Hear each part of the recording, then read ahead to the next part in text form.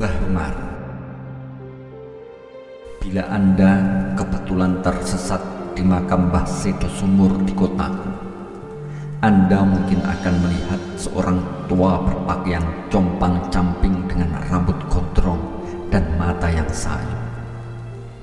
Ciri lain, dia selalu mengenakan peci hitam yang sudah tidak begitu hitam lagi dan memakainya sedemikian blesek hingga nyaris menutupi kedua matanya.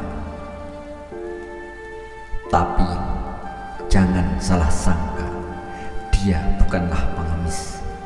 Meskipun dia duduk bersama deretan para peminta-minta, dia memang memerlukan belas kasihan para peziarah, tapi tidak sama dengan para pengemis di sekitarnya. Dia tidak menadahkan tangan meminta sedekah, tapi duduk bersila dan bersedekap. Setiap kali ada peziarah lewat di depannya, mulutnya mengulang-ulang permohonan dengan suara memelas.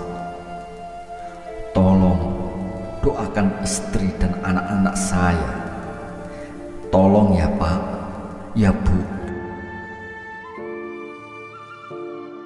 Perjalanan hidup anak manusia memang terkadang aneh.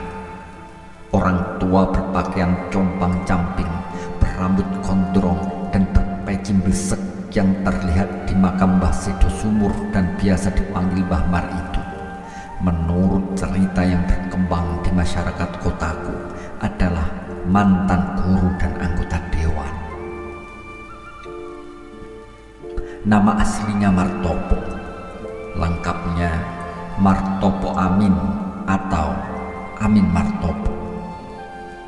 Namun hampir semua orang yang mengenalnya hanya memanggilnya Mas Martopo. Sebelum pensiun dari pekerjaannya sebagai guru bahasa Inggris di SLTP, dia sudah terpilih dan dilantik sebagai anggota DPRD. Orangnya tak begitu ganteng, tapi penampilan necis. Di saku atas bajunya selalu terselip 2-3 pulpen yang berbeda-beda bentuk maupun warnanya. Ciri lain yang mencolok ialah sapu tangan di kantong celananya yang setiap kali dikeluarkannya untuk menyekat tangan atau tengkuknya, tak peduli sedang berkeringat atau tidak. Tapi yang paling membuatnya dikenali dan diingat orang ialah seumur-umur dia tidak pernah memakai peci. Selalu gundulan istilahnya di kampung kami. Bahkan waktu memakai kain sarung, misalnya ketika Jumatan atau mendatangi kenduren, Mas Martopo tetap gundulan. Konon ketika kawin pun dia bersikeras tak mau memakai kluthuk. Konon ketika kawin pun dia bersikeras tak mau memakai kuluk atau blangkon yang disediakan juru rias. Alasannya, peci itu bukan pakaian, menutup aurat tidak, karena kepala bukan aurat, menghias juga tidak, karena tidak membuat orang menjadi lebih cantik. Kalaupun disebut pakaian, ia adalah pakaian yang kotor, karena sejak baru sampai rusak tidak pernah dicuci. Di kalangan kawan-kawan sendiri, Mas Martopo kadang dijuluki Bung Intelek, kadang Bapak Wakil kita. Entah dimaksudkan sebagai ejekan atau penghargaan, tapi alasan yang pernah dikemukakan, Mas Martopo jika bicara tidak saja selalu menyelipkan istilah-istilah asing, tapi juga karena bicaranya yang menurut istilah kawan-kawannya itu pentit, begitu tinggi hingga sering sulit dipahami orang kampung. Mas Martopo juga dikenal sangat peka terhadap isu-isu yang berkembang. Tak peduli itu masalah politik, ekonomi, budaya, agama, atau apa saja. Mas Martopo tak pernah ketinggalan menanggapinya. dan selalu punya pendapat untuk setiap isu yang muncul. Jika menyampaikan pendapat, bicaranya mantap, seolah-olah yang dikemukakannya sudah merupakan hasil pemikiran yang mendalam. Orang-orang kampung tak banyak yang tahu dan tak peduli apakah Mas Martopo juga begitu ketika berada di ruang sidang DPRD yang terhormat. Kalangan tua di kampung rata-rata tidak begitu suka kepada Mas Martopo. Soalnya, menurut mereka, Mas Martopo sering melecehkan perilaku yang sudah merupakan kebiasaan orang kampung, seperti ziarah kubur, selamatan, silaturahmi kepada kiai minta berkah atau doa-doa, dan sebagainya. Di setiap kesempatan, Mas Martopo memang tidak pernah lupa mengkritik kebiasaan-kebiasaan yang ia anggap tidak sesuai dengan ajaran agama itu. Terutama Mas Martopo paling semangat bila mengecam apa yang ia sebut sebagai klenik. Orang sakit tidak dibawa ke dokter, malah dibawa ke orang tua yang sama sekali tidak mengerti soal medis. Begitu katanya mengomentari orang yang selalu datang ke Mbah Rois untuk minta suwuk. Mbah Rois memang dipercayai banyak orang, termasuk dari luar daerah, sebagai orang pintar yang mempunyai kelebihan. Doanya mustajab, bahkan konon bisa menyembuhkan berbagai penyakit sekronis apapun.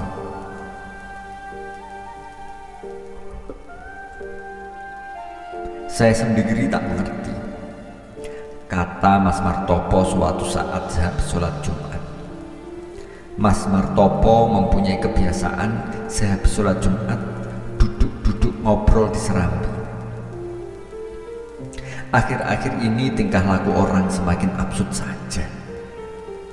Kata orang, ini zaman kemajuan, tapi banyak sekali orang yang mengaku sebagai orang maju atau hidup di kalangan orang-orang yang maju atau terlanjur dianggap maju. Perilakunya seperti orang primitif saja. Kata orang, ini zaman teknologi modern, tapi banyak sekali orang pintar mempercayai klinik. Orang susah malah datang ke kuburan, ya malah sumpah.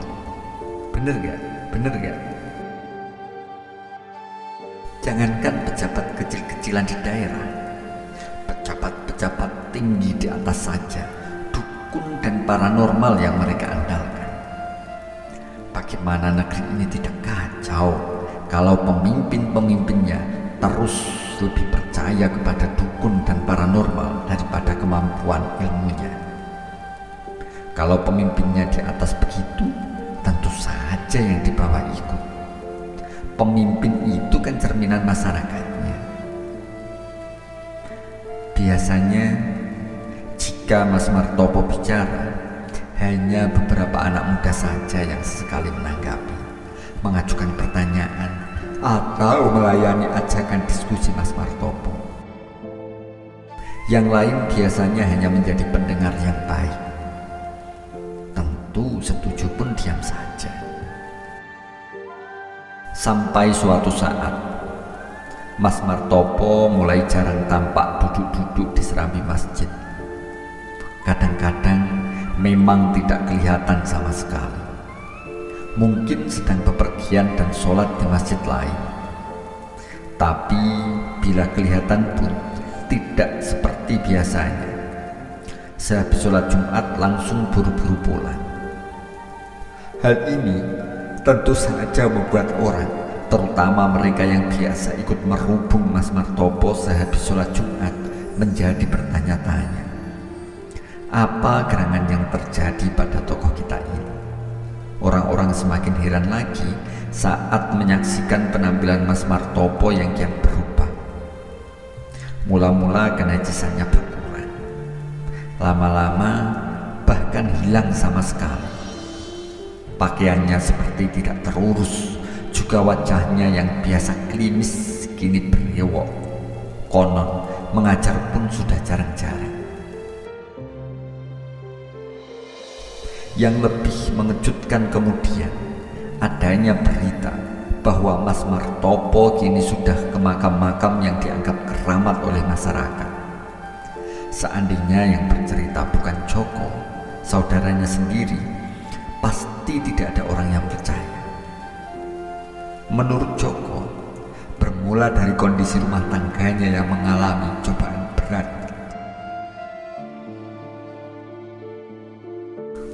Tono, anak sulungnya yang kuliah di perguruan tinggi di Kota B, ternyata ikut jamaah tertutup yang menurut Mas Martopo sendiri sudah tidak bisa dibenarkan. Kalau pulang, Tono pakaiannya aneh-aneh, dan yang membuat Mas Martopo jengkel bukan main, anak sulungnya itu tak mau bersalaman dengan kedua orang tuanya. Bersentuhan pun katanya haram. Tono menganggap kedua orang tuanya kafir dan najis sebelum ikut baiat jamaahnya. Sri, anaknya yang lain yang kuliah di Kota J, belakangan tidak pernah pulang. Ketika Mas Martopo dan istrinya menengok ke tempat kos anaknya itu, hanya mendapat cerita yang menyedihkan. Anak perempuannya itu, kata kawan-kawannya, sudah dikawin oleh imam jamaahnya, tapi tidak ada seorang pun yang tahu di mana mereka tinggal. Konon, sang imam dan 4 orang istrinya itu tinggal berpindah-pindah untuk kepentingan dakwah.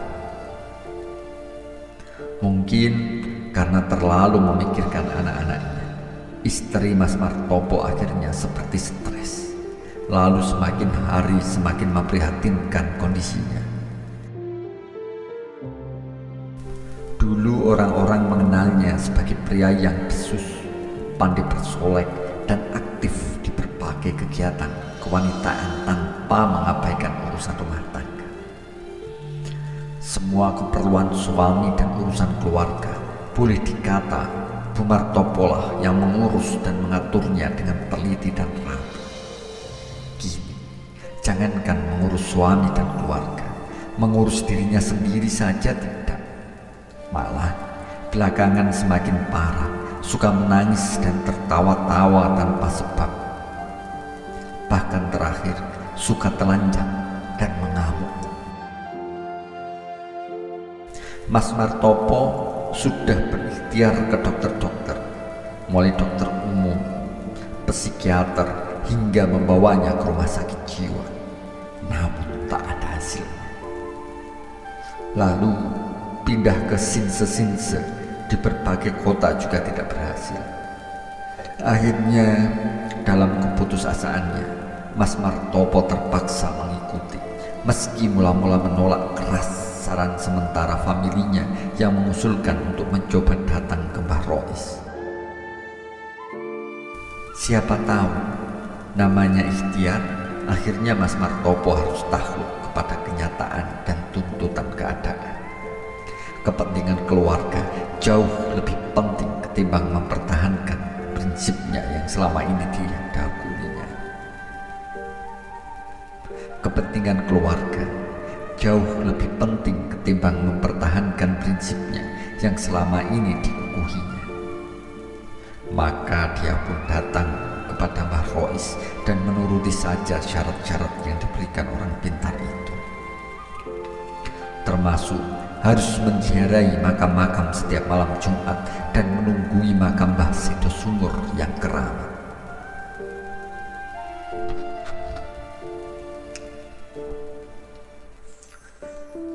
Bila Anda kebetulan tersesat di makam Mbah Sido Sumur di kotaku, Anda mungkin akan melihat seorang tua berpakaian compang-camping dengan rambut gondrong dan mata yang sayu. Ciri lain, dia selalu mengenakan peci hitam yang sudah tidak begitu hitam lagi dan memakainya sedemikian besek hingga nyaris menutupi kedua matanya. Tapi jangan salah sangka, dia bukanlah pengemis. Meskipun dia duduk bersama deretan para peminta-minta, dia memang memerlukan belas kasihan pada berziarah, tapi tidak sama dengan para pengemis di sekitarnya. Dia tidak menadahkan tangan meminta sedekah, tapi duduk bersila dan bersedekap. Setiap kali ada peziarah lewat di depannya, mulutnya mengulang-ulang permohonan dengan memelas. Tolong, doakanlah istri dan anak-anak saya ya Pak, Bu. Tolong, doakanlah istri dan anak-anak saya ya Pak, ya Bu.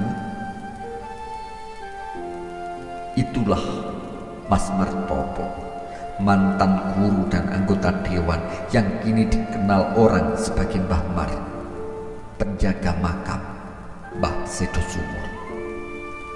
Rembang 2018. Kiai Haji Mustafa Bisri.